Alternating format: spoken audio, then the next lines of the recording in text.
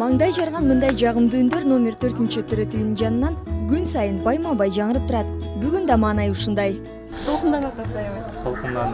Толкунданып түш көргөндөй болуп. Атын ким койдуңуз? Атын Али Мардан койдук.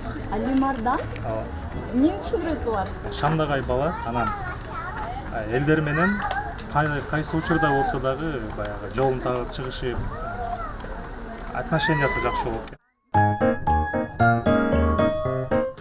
Эмне алып келдиң? Эмне кыласыңар бүгүн үйгө барып? Кармайсыңар, кучактайсыңар, өбөсүңөр.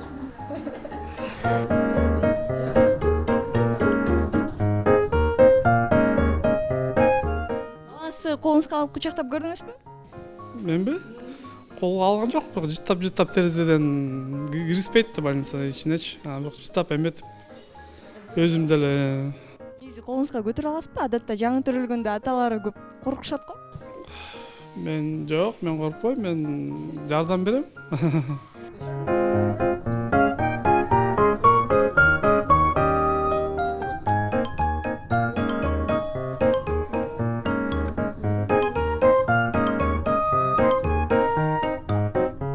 Шаардык перинаталдык борбордо жылына 10 миңге жакын ымыркай төрөлөт. Борбордун башкы дарыгери Жамиля Марипованын айтымында, алардын көпчүлүгү жай айларына туура келет. Анын үстүнө ушул тапта Бишкек шаарындагы төрөтканалардын бири номер 1-төрөт үйү ремонттолуп жатат. Биз азыр жана жайкы мезгилде өзү төрөттөр көбөйөт. Негизи жана сезонность деп коет го, бизде деле ошондой бар. Төрөттөр негизи көбөйөт, бирок бүгүнкү күндө жана шаардын ичинде 1-төрөт үй жабык болуп ремонттук иштерге. Биз алардын аялдарын алып атабыз. Бизде азыр төрөт аябай көп. Мына жуманын ичинде 51ге чейин төрөт атабыз. Кече 46 төрөт болду. Саламатсыңарбы? Кандай төрөдүңөр? Балдарды жука кармаш керек. Көп калың кийинтпей, үстүн көп жаппай, жука кармасаңар көп тердебейт, анан температуралары да көтөрүлбөйт, Буттарын, колдорун ачык кармаңыздар. Төрөтканага кайрылган аялдардын саны көп болгондон да күндүн ысыгы дарыгерлердин шаштысын алгандай. Анткени бир дагы бөлмөдө температураны жөнгө салуучу каражат жок экен. Муну башкы дарыгер өзү да тастыктады. Эми эшиктеги температура 40тан ашып атканда палатанын температурасы 40тан түшпөйт да. Ошон үчүн биздин палаталарда биз көп минут ата албайбыз. Себеби балдар жаткан температура, жаткан жердеги температура 25тен өйдө болуш керек өзү. Кыш мезгилинде жана суук мезгилде биз атай ысытабыз да. Ысык болуп атканда бизде муздата турган шарттарыбыз жок. Ошон үчүн кандай температура бар, ошол эле условияда жашашат.